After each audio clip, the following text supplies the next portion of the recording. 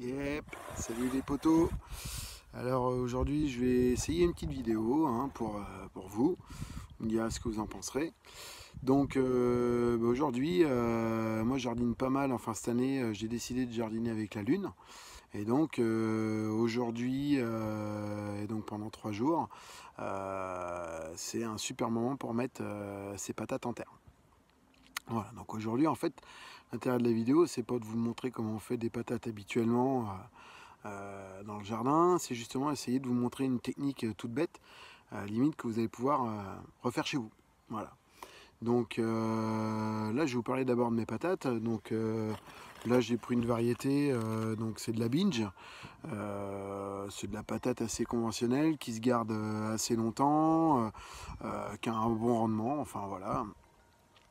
Et donc on arrive, je crois que c'est le 14 avril aujourd'hui. Donc on arrive mi-avril en tout cas, et donc c'est le moment de mettre les patates en terre. Et bien justement, cette vidéo, et ben on va pas les mettre en terre. Voilà, on va essayer un nouveau truc. Donc je vais vous montrer ça. Donc tout d'abord, je vous montre mes petites patates. Donc comme je disais tout à l'heure, c'est de la binge. Donc vous allez reconnaître une patate, et ici en fait vous allez avoir donc les deux J qui repartent. C'est ce qui tout simplement va donner les futures patates. Vous voyez ici j'en ai un à l'arrière, un petit qui démarre. Tout simplement en fait ça veut dire que je pourrais couper ma patate ici au milieu. Toc, vous voyez un coup de ciseau. Alors le J il est où? Il est là. Et donc je pourrais très bien couper ma patate toc ici et faire deux bouts de patate avec mon plan de patate qui est là. Et donc j'aurais pu doubler les plans. À partir du moment où on a un départ, on a un J, ça peut donner un plan de patate. Bon là je vais pas le faire, j'ai un peu la flemme, j'ai largement de quoi faire en termes de nombre de plans. Donc voilà. Donc c'est parti, je vous montre comment on fait ça. Donc voilà, donc là j'ai une planche de culture que je travaille depuis plusieurs années. Là on voit donc j'ai des semis de mange-tout et de petits pois. Bon là n'est pas l'intérêt. Et donc ma planche de culture s'arrêtait donc, ici. Voilà. Et puis cette année j'ai cherché à gagner de la place. Et donc j'ai agrandi ma planche de culture donc d'un bout donc ici. Je l'ai agrandi juste en paillant.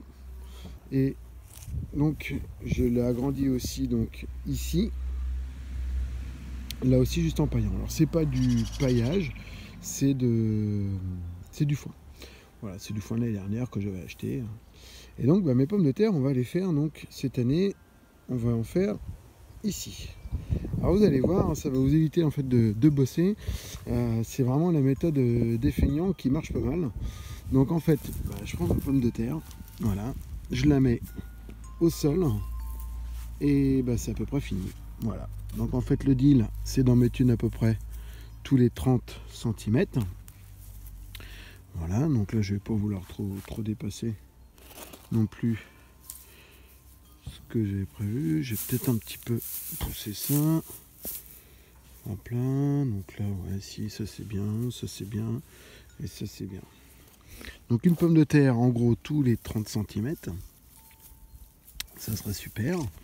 Donc là une pomme de terre, là une pomme de terre, là une pomme de terre. Voilà, j'en ai une tous les 30 cm, ce qui fait que je vais pouvoir en remettre une ici, une ici, une ici,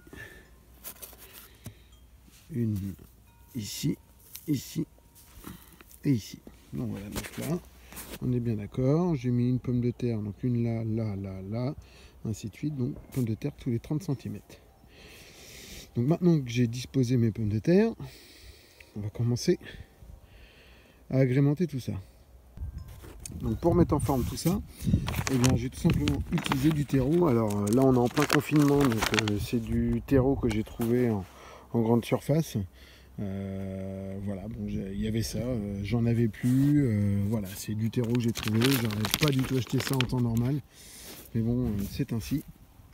Donc eh bien je vais tout simplement donc mettre du terreau sur chacune, voilà, de mes patates. Je vais mettre 2 bonnes poignées. Toc. Là, voilà. Allez, une petite troisième. Et ça le fait. La deuxième est là. Toc. 1, 2 et 3. Et pareil. 2 et donc 3 poignées, voilà, et ainsi de suite sur donc toutes mes pommes de terre. Voilà, donc au final, hein, je me retrouve avec effectivement des petites mottes comme ça, positionnées au-dessus de chaque pomme de terre, hein, qui était juste posée, elle, donc sur le gazon. Voilà. Alors en fait, cet intérêt-là, eh bien, il est simple, c'est que on va pas avoir besoin de travailler notre sol. C'est la pomme de terre qui va tout simplement, donc, en poussant, va ameublir, en fait, va travailler le sol et va décompacter le sol.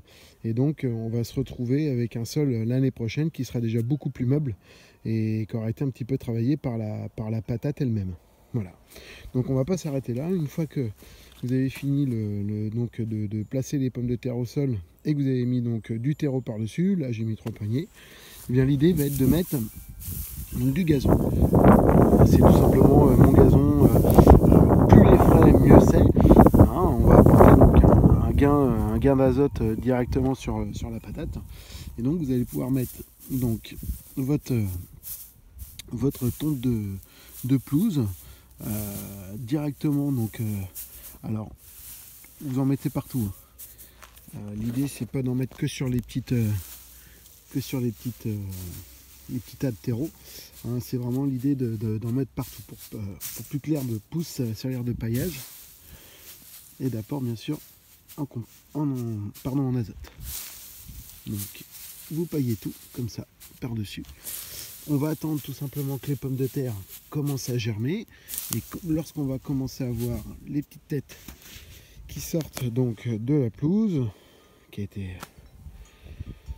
fauché, eh bien tout simplement vous allez repailler par-dessus, hein, dès qu'on verra des petites têtes. Donc là j'ai d'autres patates, là vous voyez j'en ai une, bon bah ça c'est une patate de l'année dernière qui a repoussé, hein, que j'avais dû oublier en terre, donc elle est repartie, et donc là vous voyez il serait grand temps que je la repaille un petit peu au niveau, vous voyez, je la paille jusqu'ici à hauteur des premières feuilles.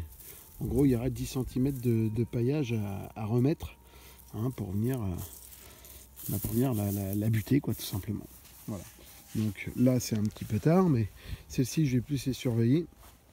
Et dès qu'on va voir donc une petite tête qui sort, eh bien, je vais commencer à repailler par-dessus. Alors là, vous pourrez repailler soit avec de la tonte, d'herbe de tonte comme ça, de gazon, ou ce que vous avez, de la paille, du foin, du BRF, enfin, peu importe. Voilà. Donc moi je vais continuer mon petit chantier. Voilà.